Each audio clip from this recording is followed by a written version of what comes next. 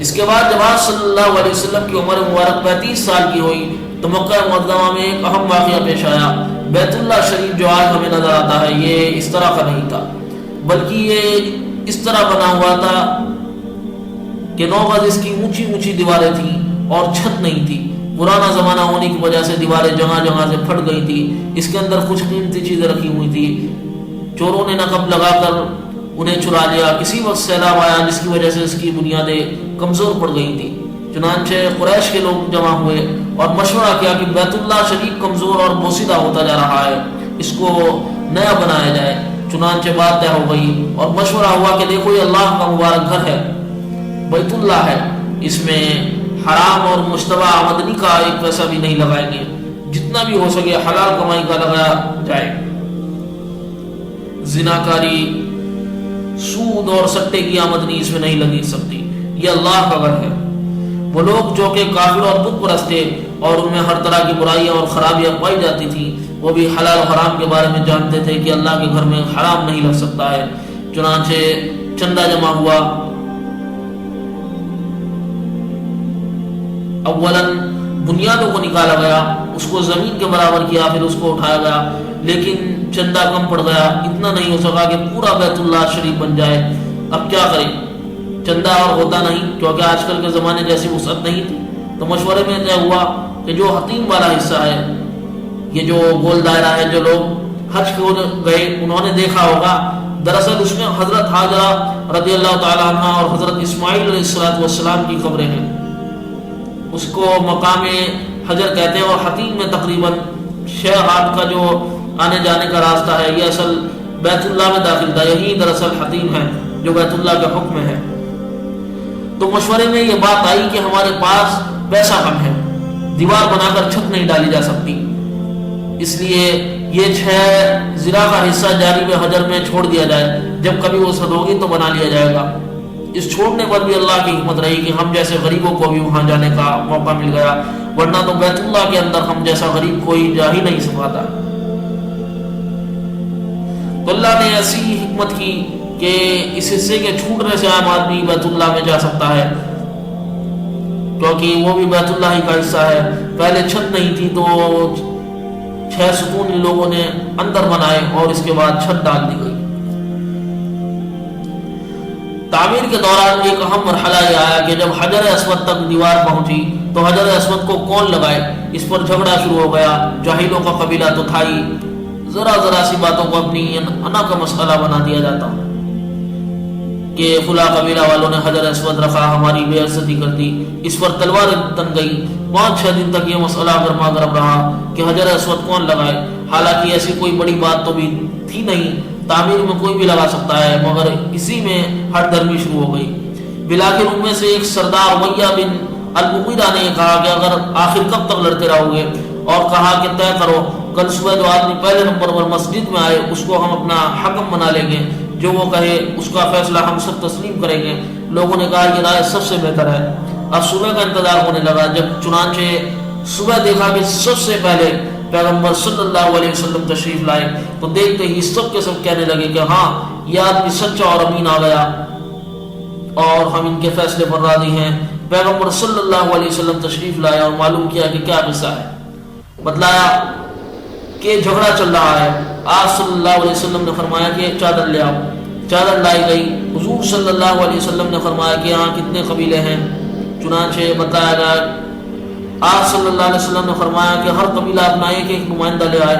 جب سب کے نمائندے آ گئے تو حضرت صلی اللہ علیہ وسلم نے فرمایا کہ دیکھو یہ حجر اسود رکھا ہے، اگر آپ سب مل کر مجھے اپنا نمائندہ بنا دو تو میں اس کو چادر میں رکھ دوں۔ سب نے کہا بہت اچھا، اور آپ صلی اللہ علیہ وسلم نے فرمایا کہ میں نے خود نہیں بلکہ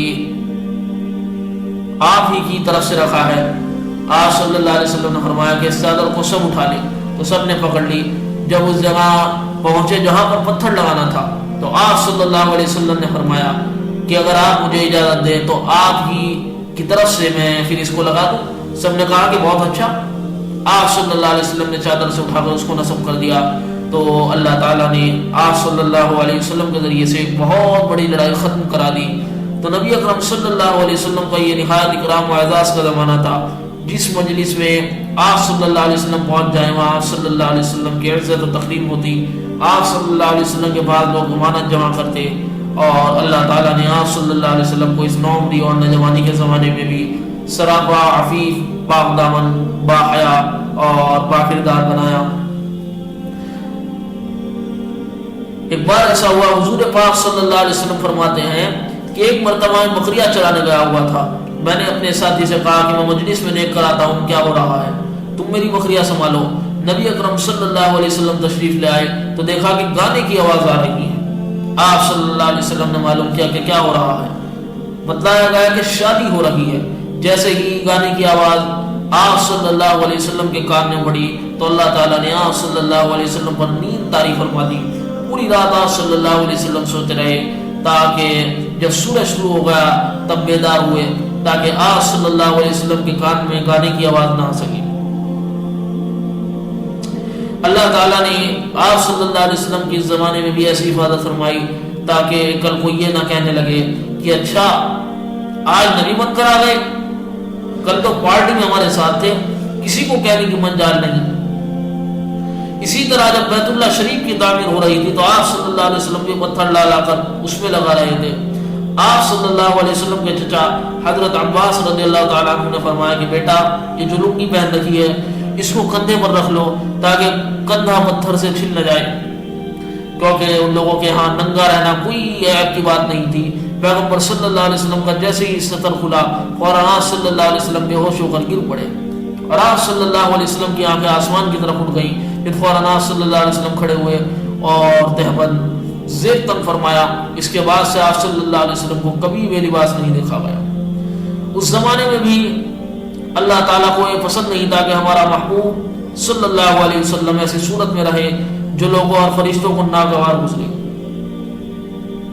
گویا اللہ تعالیٰ نے آپ صلی اللہ علیہ وسلم کو بچپن بھی قابل رشک گزاروایا اور جوانی بھی نہایت شاندار، پاکیزہ اور صاف ستھری گزری۔ آپ صلی اللہ علیہ وسلم کی کسی بات پر بھی انگلی نہیں اٹھائی جا سکتی۔ اللہ تعالیٰ نے ایسی صاف شفاف زندگی عطا فرمائی۔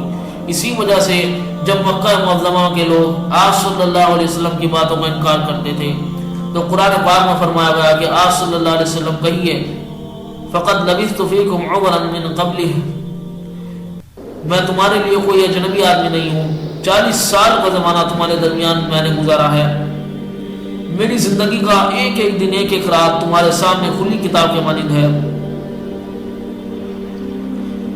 کوئی شخص آپ صلی اللہ علیہ وسلم کو محمد کے نام سے نہیں پکارتا تھا بلکہ آپ صلی اللہ علیہ وسلم کا لقب امین صادق پڑ گیا تھا۔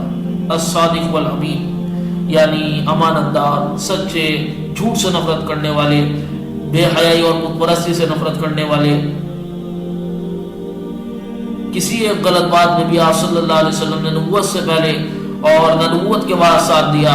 اللہ تعالیٰ نے آپ صلی اللہ علیہ وسلم کی طبیعت کے اندر ایسی خوبیاں رکھی تھی، اچھے اخلاق رکھے تھے۔ کوئی بھی پریشان حال آتا تو آپ صلی اللہ علیہ وسلم اس کی مدد فرماتے، کوئی مسافر نظر آتا آپ صلی اللہ علیہ وسلم اس کی رہنمائی کرتے، کوئی بوڑھا شخص بوجھ کی وجہ سے پریشان ہوتا آپ صلی اللہ علیہ وسلم اس کا بوجھ اٹھا لیتے۔ یہ آپ صلی اللہ علیہ وسلم کی صفات عالیہ تھی۔ تو ہمارے آقا و مولا فخر عالم صلی اللہ علیہ وسلم کا یہ بچپن بھی قابل رشک تھا۔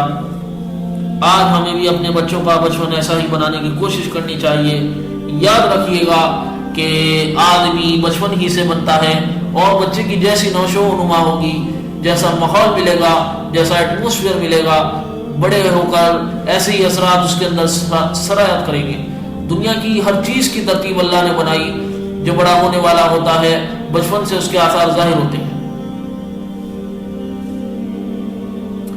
جناب رسول اللہ صلی اللہ علیہ وسلم کی بڑائی کے آثار، فضیلت کے آثار، شرافت کے آثار، عزت کے آثار بچپن سے ہی ظاہر تھے۔